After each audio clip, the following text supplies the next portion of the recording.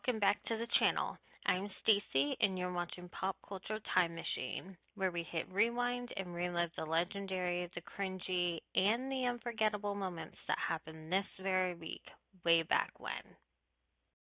All right, let's kick it off with the Sex Pistols signing to A&M Records on March 9th, 1977. It was a brief event. The contract was infamously canceled within days, but its symbolic impact on pop culture was enormous. What it meant mattered far more than what actually happened.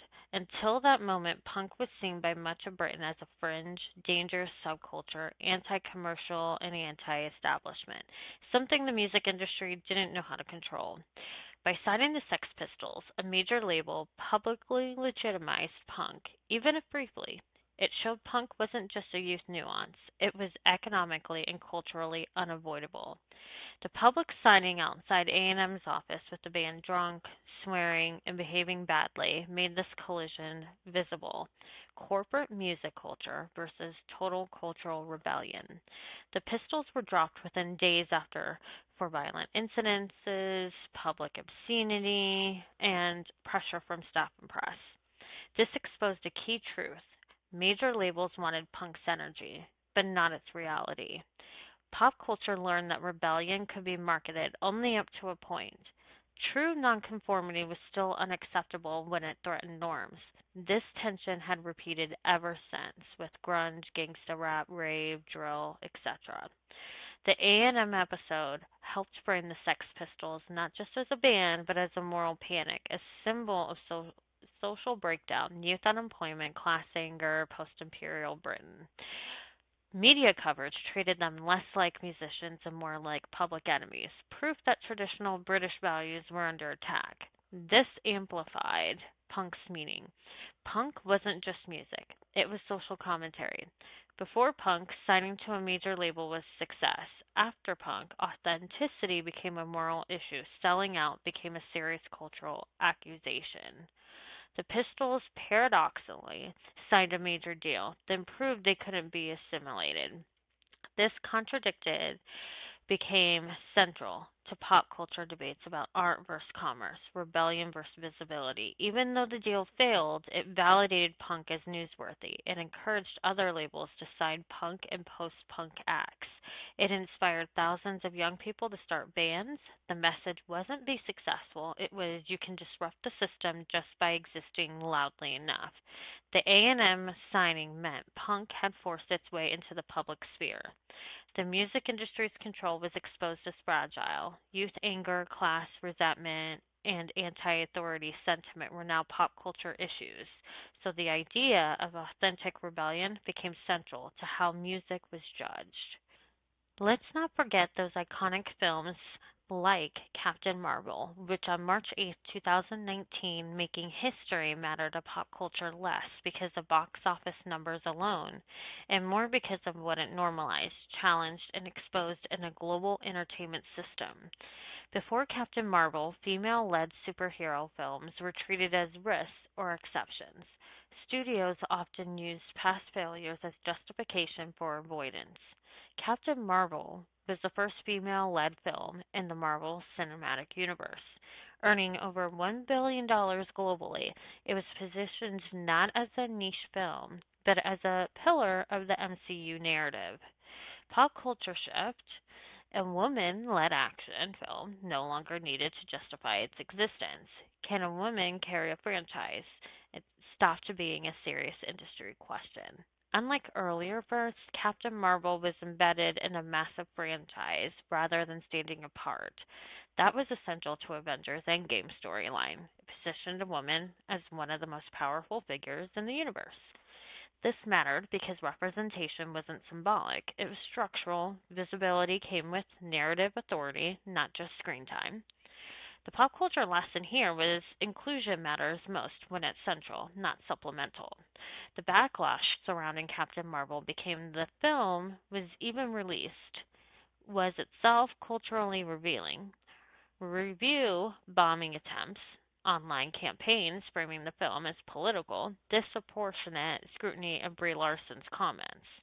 What this showed was pop culture as a battleground for social change, women expressing power and confidence still triggering resistance. The controversy became part of the cultural context. The film symbolized broader debates about feminism, authority, and voice. Reaction mattered as much as perception. Carol Danvers wasn't written as a hypersexualized, overly apologetic, emotionally defined by romance. Instead, she was assertive, angry when justified, uninterested in likability as a goal. So the pop culture impact for this was that it expanded the emotional range allowed to female protagonists, challenged the idea that women heroes must be relatable before being powerful. After Captain Marvel, studios greenlit more female-led genre films. Franchises reassessed who gets origin stories. Audiences demanded for more diversity, gained undeniable economic proof. It didn't start the movement, but it removed the last major excuse. In simple terms, Captain Marvel making history meant female power was no longer a novelty in pop blockbusters. Representation became economically undeniable. Cultural resistance to gender equality became more visible and more contested. Pop culture took another step forward, redefining who gets to be the hero. Here's your Did You Know of the Week. On March 9th, 1959, the release of Barbie dolls was one of the most influential moments in modern pop culture.